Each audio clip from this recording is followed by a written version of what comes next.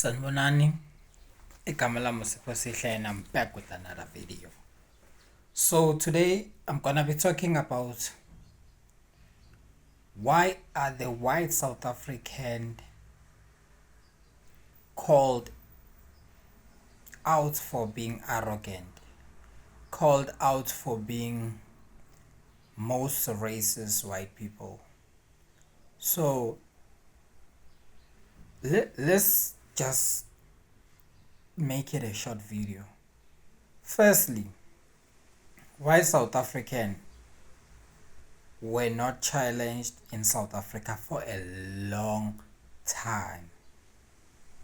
Like really challenged for a long time. So they grew this arrogance, they grew this self. When I'm saying challenge, I'm not saying challenge in a form of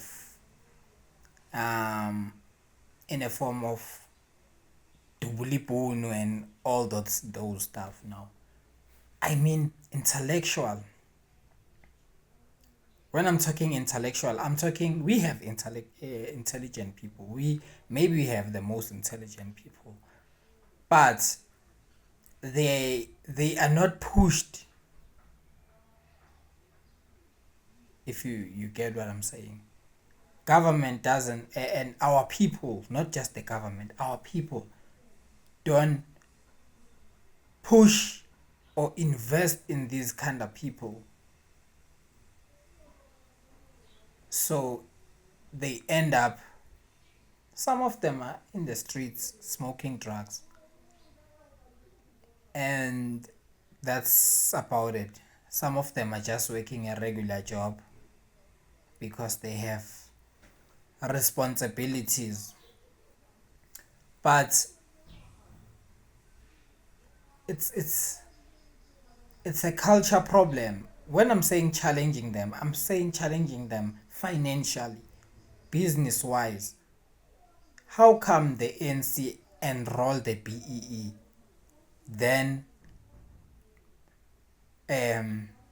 do so much nepotism, most of the things, and so much corruption?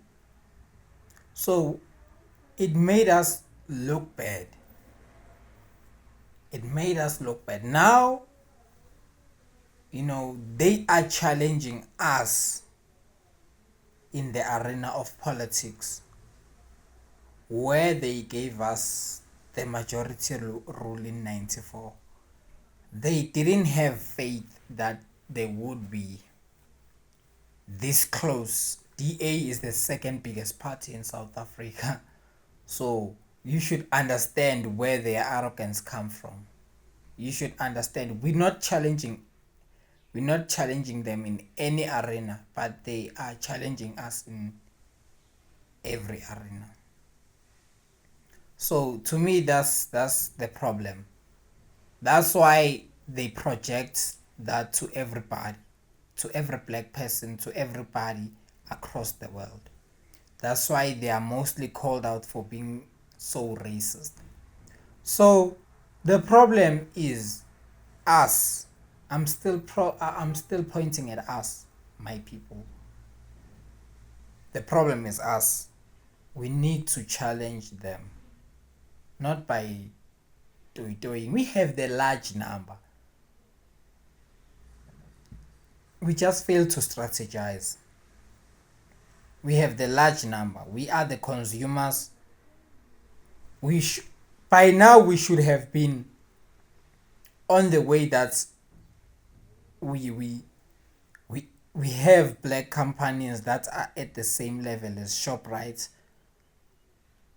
as MTN, at this. If we have a black person who invented a please call me, then you understand the dynamics of us not having our own people, being on the business side, on funding our own things, because most of these things are funded by white people. So whatever you do, whatever we normally do, it just benefits the company. And I'm not saying it's the bad thing, but it's a bad thing for us. It's a good thing for them, but it's a bad thing for us because of we don't benefit from those. We don't really benefit. They are the only one benefiting and upgrading their place, upgrading their security, upgrading their place and upgrading their security. You know why? Because they know that they're taking, you wouldn't be, if you are fixing the whole country, if you are involved in fixing this country so hard, you wouldn't be so boxed in, if you understand me. Most suburb areas are very boxed in. They are very, very security tight because of the high crime rate. You know why? Because they know that the bigger pie is here and the crumbs are here. And some of the people see that there's pie there. So you will try to protect this pie. But if you was trying to make sure that everybody gets a bit of a pie, most, not like small people, have a chunk of pie while somebody is just smelling the pie. People from Alexander smelling the pie in Sentin. So you will understand that, oh, that's why the crime is like this. That's why, we are being called out of being the high crime rates. We also the high unemployment. We also the highest inequality country. So why are you surprised about the crime? We are smelling the pie.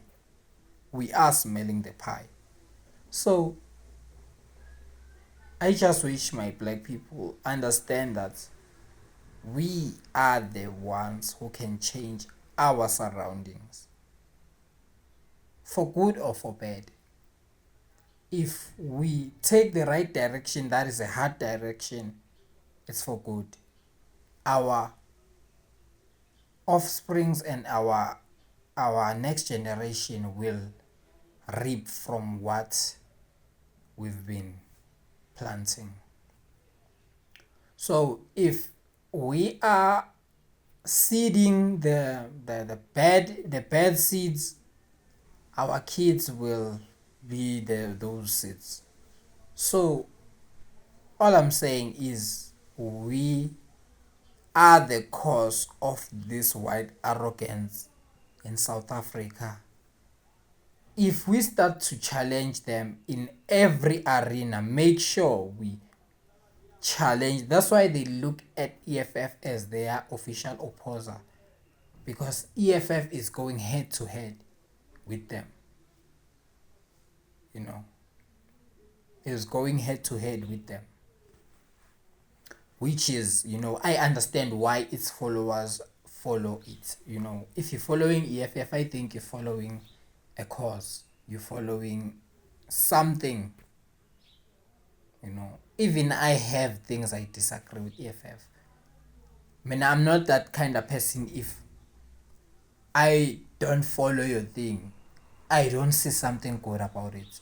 I may see something good about it, but if I'm not following it, it doesn't mean I don't see the good things and the bad things.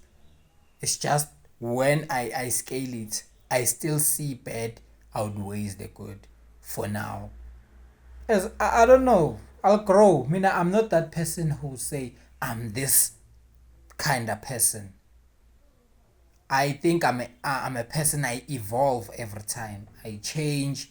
You know, I might see something like this week, then have a very different perspective on it by next week or by next month, because I'm continuously learning, you know, and I'm continuously teaching as I am learning. So this is my perspective on why white South African are this arrogance. So tell me what you think. I'm signing out. Bam.